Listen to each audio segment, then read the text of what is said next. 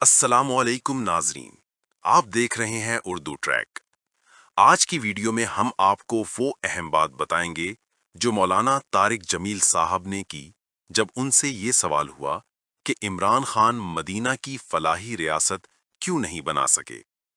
नाजरीन, एक इंटरव्यू के दौरान एक खातून सहाफ़ी ने मौलाना तारिक जमील से सवाल किया कि इमरान खान ने अपनी हुकूमत में रियासत मदीना का तस्वुर पेश किया, मगर वो इसमें कामयाब क्यों ना हो सके। मौलाना ने कहा कि रियासत मदीना कोई इमारत नहीं थी जो इमरान खान को बनानी थी। असल रियासत मदीना तो किरदार से बनती है, और किरदार कौम ने बनाना था। उन्होंने वाज़े अंदाज में कहा कि इमरान खान ने सिर्फ दावत दी कि हम मदीना की तरफ लौटें, लेकिन रियासत बनाने की जिम्मेदारी पूरे मुआशरे पर थी। मौलाना के मुताबिक रियासत मदीना तब बनती है जब झूठा झूठ छोड़ दे, जालिम जुल्म छोड़ दे, रिश्वतखोर रिश्वत छोड़ दे और बददयानत अपनी बददयानती छोड़ दे।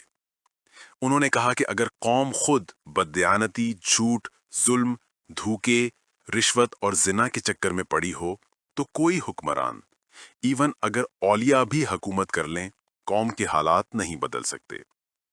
नाजरीन, मौलाना ने अपनी गुफ्तगू में कुरान की एक आयत का हवाला देते हुए कहा कि अल्लाह ने एक बस्ती का हाल सुनाया था जो खुशहाल थी, अमन में थी, मगर जब उन्होंने नाफरमानी, धोखे और जुल्म को अपनाया तो अल्लाह ने उनमें भूख, खौफ और बेयकीनी फैला दी।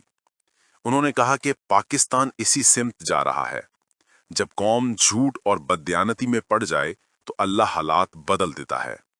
मौलाना ने मजीद कहा कि आज मुआशरे में वो लोग मुअज़्ज़िज़ समझे जाते हैं जो कौमी खजाने को लूटते हैं, बददयानती करते हैं।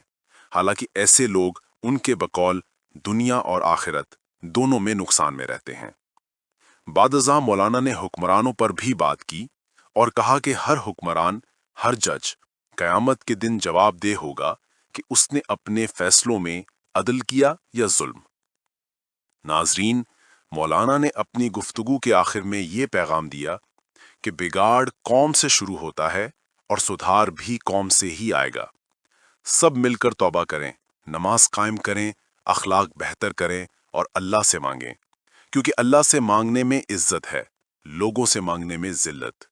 और आखिर में उन्होंने कहा कि अगर नीयत अल्लाह को राजी करने की हो तो सियासत भी इबादत बन जाती है, और मुल्क उसी वक्त सुधरेगा जब कौम, हुक्मरान और निज़ाम सब अल्लाह के रास्ते पर आ जाएंगे।